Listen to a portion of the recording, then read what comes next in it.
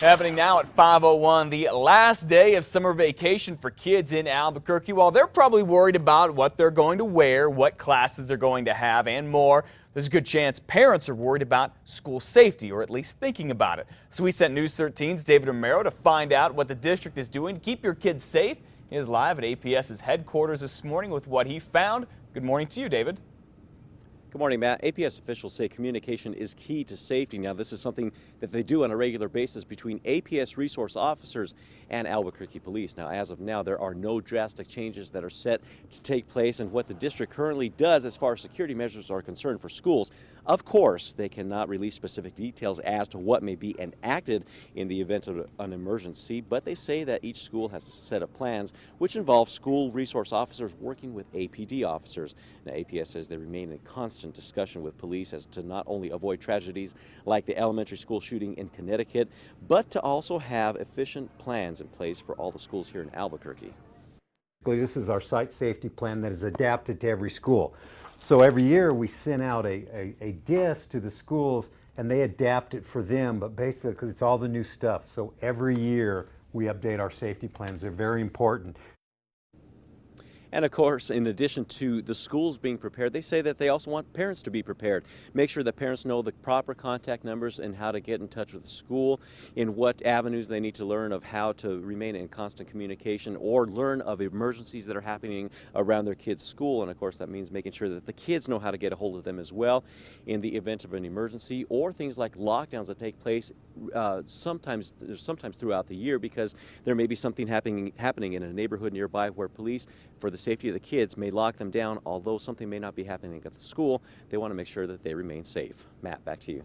Good information this morning, David. Thank you very much. You want to find out when those lockdown happens, just download our KRQE app for your cell phone. It's very good. Remember, it's not only safety in the schools that people have to worry about, but safety in the streets. Tomorrow, you're going to see a lot of kids out walking and riding their bikes to school.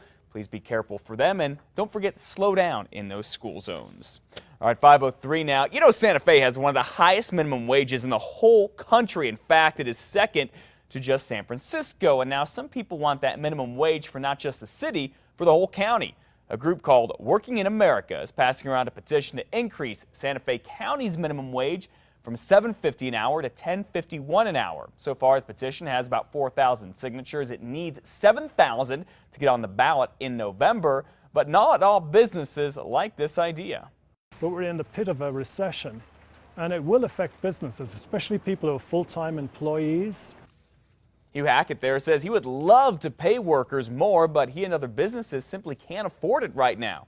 We'll let you know what ends up happening with that petition.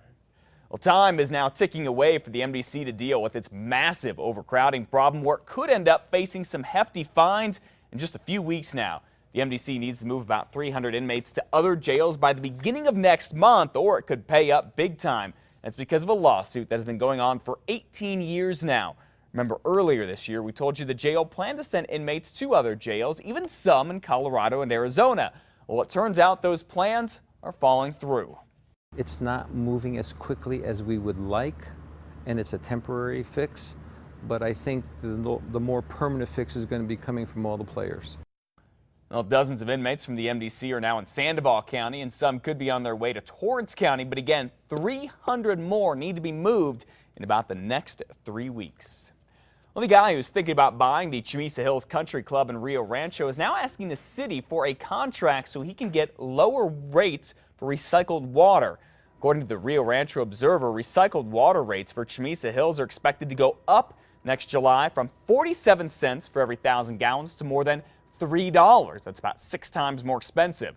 The guy who wants to buy the club wants the rates to be locked in at less than $2. Rio Rancho's Utilities Commission is going to have the final say on the issue.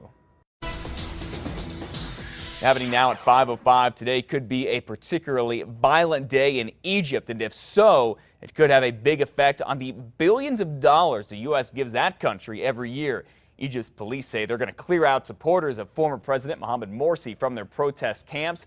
They have been there since Egypt's military overthrew Morsi a month and a half ago, and say they are not going anywhere, and that could lead to a bloody showdown there and a big political debate back here in the U.S.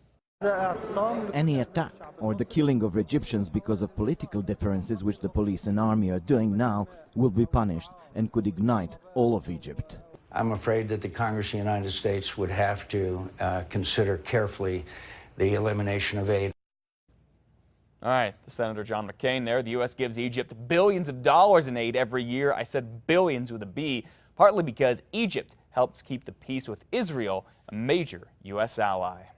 Well, the U.S. Embassy in Yemen is still closed this morning because of terror threats. Meanwhile, 18 of the U.S. embassies and consulates in the Middle East closed more than a week ago because of other terror threats reopened yesterday. The 19 outposts were closed last Sunday after a message between al-Qaeda's leaders was intercepted. The State Department says it will continue to evaluate terror threats. New this morning as we get close to 5:07, the Teen Choice Awards on Tukasa Fox took a somber turn last night as the cast of Glee took the stage. The cast won for Choice TV Comedy and remembered Corey Monteith as they accepted the award. As you know, Mr. Monteith was found dead in a hotel room in July, what looks like a drug overdose. He and his on and off again girlfriend, real life girlfriend, Leah Michelle, also won last night. She took home Teen Choice TV Actress in a Comedy. Michelle thanked her fans for their support, and she told the crowd they would get through this together. For all of you out there who loved and admired Corey as much as I did, I promise that with your love, we're going to get through this together. He was very special to me and also to the world, and we were very lucky to witness his incredible talent. This was the first time Leah Michelle made a public appearance since Corey Monteith died. Fox's Glee will be back this fall. Well, thousands of students around Albuquerque, as we're telling you, are getting ready to go back to school tomorrow. Rio Rancho and Santa Fe go back a little bit later, and they're going to do it in style now. It's all thanks to the annual Cuts for Kids at Expo New Mexico. The goal here was to give kids the confidence to start the school year off right. They all got a cool new do and a free health checkup. Plus, they got to buddy up with some cops. I asked my cop what his favorite movie was. He asked me how many siblings I had. I asked him in the household, and he said, yeah, in the household. And I told him, you just ask questions. That sounds like a fun afternoon. There was also a car show, live music, and police fired up the grill, serving hamburgers and hot dogs. Looks like the kids and the cops really enjoyed it.